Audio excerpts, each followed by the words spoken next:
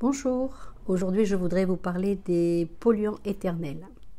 Peut-on encore boire l'eau du robinet dans certaines régions?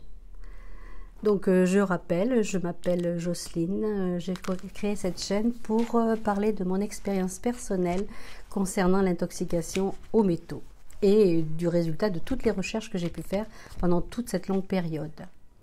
Je rappelle, c'est important qu'ici nous sommes dans un espace d'échange en toute simplicité, pas de prise de tête. Alors qu'appelle-t-on polluant éternel? Alors cela ne fait pas partie des intoxications aux métaux selon le tableau de Mendeleïev. Mais je vais vous parler aujourd'hui de ces composés chimiques anthropiques, c'est-à-dire qu'ils ont été créés par l'homme et qui contaminent l'environnement et l'eau. Chimiquement, c'est une famille composée de poly- et perfluoroalkylés, les PFAS, qui regroupent plus de 4700 molécules, rien que ça. Ils sont antiadhésifs, résistants aux fortes chaleurs, imperméables. Ils sont utilisés pour la fabrication de certains ustensiles de cuisine, comme les poêles en téflon, les PTFE, les emballages alimentaires, les vêtements techniques, les mousses à incendie, etc. C'est leur caractère quasi indestructible qui leur vaut ce nom de polluant éternel.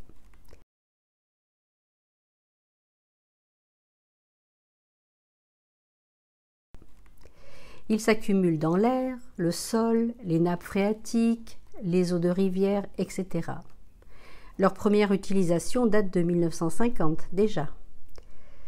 Ces substances semblent avoir des effets nocifs sur la fertilité, favoriseraient des cancers, le diabète, l'obésité. Franchement, notre corps est super résistant depuis le temps qu'il se remplit de toutes ces substances toxiques.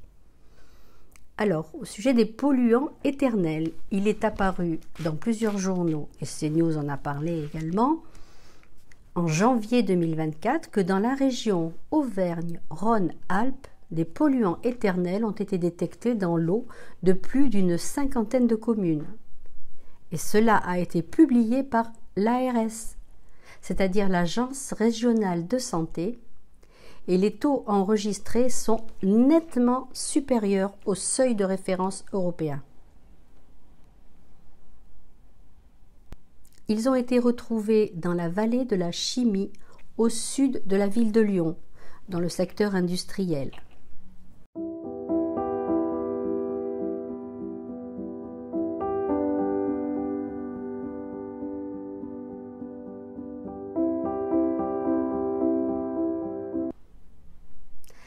L'ARS a donné 3 ans à ces entreprises pour rectifier le tir et revenir sous le seuil admissible. Cependant, il semble que des contrôles avaient déjà été faits en 2022 et qui montraient déjà ce type de toxicité. Le directeur de l'ARS Auvergne-Rhône-Alpes, en poste depuis 2023, celui-là, a dit qu'en l'état des connaissances actuelles, on ne sait pas à partir de quel niveau de PFAS il y a un risque avéré. Donc on ne serait pas sûr des conséquences sur la santé.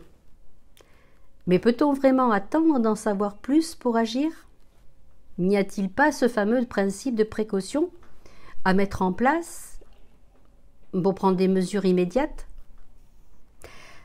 Sur 8 des stations à risque, aujourd'hui, 2 sont déjà revenues en dessous du seuil. Une a dû renoncer à ses nappes phréatiques et une, notamment à Valence, a mis en place une station de traitement. Les secteurs concernés ont été assez réactifs, mais les choses avancent quand même, c'est positif. On suppose que les personnes qui ont été mises au courant, à l'époque, ont pris l'initiative, pour ceux qui n'ont pas d'autre solution, de prendre de l'eau minérale, en bouteille. Plusieurs plaintes ont été déposées début 2024. C'est une affaire sérieuse, à suivre. Si vous habitez dans cette région, renseignez-vous. Demandez quelles sont les mesures qui ont été prises pour votre secteur. En tous les cas, un petit conseil basique, évitez les fruits et les légumes arrosés avec ces eaux. Pas de poissons pêchés dans le Rhône, etc. Et si on faisait un rêve, ne serait-ce pas mieux d'arrêter de polluer, de prendre l'habitude dès qu'une industrie chimique s'installe quelque part, de prendre toutes les mesures envisageables, même si on n'est pas encore sûr de la toxicité sur l'homme et sur la nature des produits utilisés, plutôt que d'aller à l'économie à la base pour plus de profit à la sortie. Ce serait un beau changement quand même. La Convention de Stockholm, en 2001, a déjà encadré certains polluants sous-groupes de la famille des PFAS. Cette convention continue son investigation dans ce sens, mais comme on le sait, ça prend toujours énormément de temps.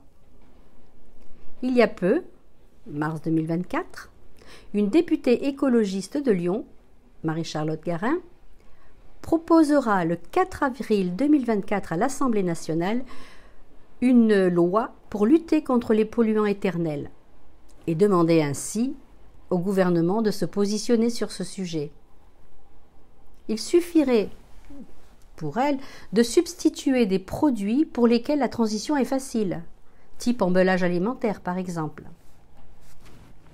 Cependant, à l'heure où je fais la vidéo, je ne connais pas encore le contenu exact de cette proposition. Il y a quand même une bonne nouvelle. Il semblerait qu'un traitement prometteur contre les polluants éternels soit en cours d'étude au Danemark. Il aurait permis une baisse significative de 60% sur les taux de PFAS auprès des 180 patients de l'étude. Et c'est un médicament qui permet la réduction du cholestérol qui serait à l'honneur, le cholestéramine. Affaire à suivre. Souhaitons que ce produit ne se substitue pas à la mise en place de mesures de prudence chez les industriels. En attendant, en dehors du fait que vous pouvez utiliser l'eau en bouteille, quoique, il y a aussi d'autres moyens de substitution, comme les fontaines dépolluantes, les processus de filtration, les filtres à placer sur le robinet, les osmoseurs et bien d'autres encore. Vous avez un grand choix et ça sera selon votre budget et vos possibilités. Je pourrais en parler dans une autre vidéo si cela vous intéresse.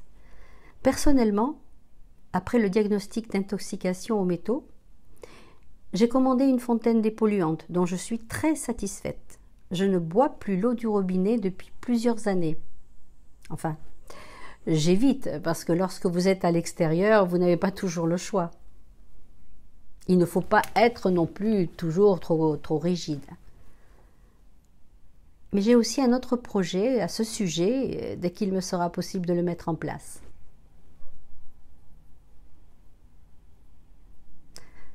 Voilà, cette vidéo est terminée. Merci de m'avoir suivi jusqu'au bout. N'hésitez pas à liker si cela vous a intéressé. Je vous dis à très bientôt.